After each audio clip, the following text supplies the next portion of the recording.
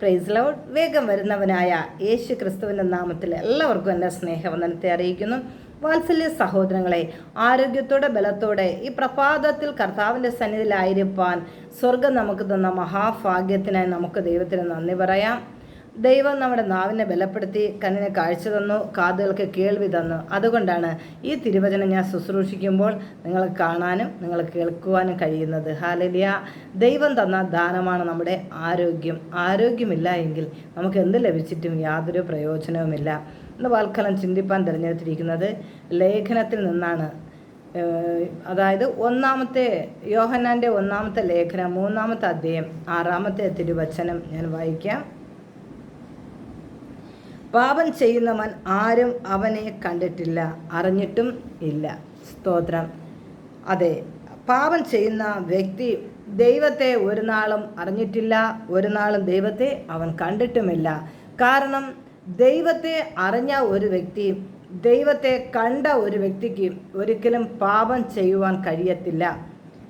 അപ്പോൾ നമ്മളുടെ ജീവിതത്തിൽ എന്തുകൊണ്ടാണ് ഓരോ ദിവസവും പാപം കടന്നു വരുന്നത്? നമ്മൾ ഓരോ ദിവസവും നമ്മൾ മാനസാന്തരപ്പെട്ട് ജീവിക്കണം. ഓരോ ദിവസവും നമ്മളെ തന്നെ പുതുക്കി വരാൻ തക്കവണ്ണം വചനം വായിച്ച്, ഓരോ ദിവസവും അത് വചനം വായിച്ചും ധ്യാനിച്ചും നമ്മൾ ദൈവത്തിൻ്റെ കൂടെ ആയിരിക്കണം. അങ്ങനെയാണെങ്കിൽ ഒരു ദുഷ്ടനും നമ്മളെ തൊടാൻ കഴിയത്തില്ല. സ്തോത്രം. അപ്പോൾ ഇന്ന് നമ്മൾ സ്വയം ചിന്തിക്കേണ്ട ഒരു കാര്യമുണ്ട്. എന്തുകൊണ്ടാണ് എൻ്റെ ജീവിതത്തിൽ പാപം ഞാൻ ചെയ്യുന്നത്? സംസാരത്തിലൂടെ, പ്രവൃത്തിയിലൂടെ, കൊടുക്കലിലൂടെ, വാങ്ങലിലൂടെ, ചിന്തയിലൂടെ എല്ലാം എൻ്റെ ജീവിതത്തിൽ പാപം കടന്നു വരുന്നു. അത് എന്തുകൊണ്ട് കടന്നു വരുന്നുവെന്ന് സ്വയം ചിന്തിക്കുക. അതിന് കാരണം എന്താണെന്ന് ചോദിച്ചാൽ, നമ്മൾ ഇതുവരെ യേശുവിൽ ആയിട്ടില്ല, യേശു ക്രിസ്തുവിൽ നമ്മൾ ജനിച്ചിട്ടില്ല. അതുകൊണ്ടാണ് നമ്മൾ പാപം ചെയ്തുകൊണ്ടിരിക്കുന്നത്. സ്തോത്രം. ഹല്ലേലൂയ.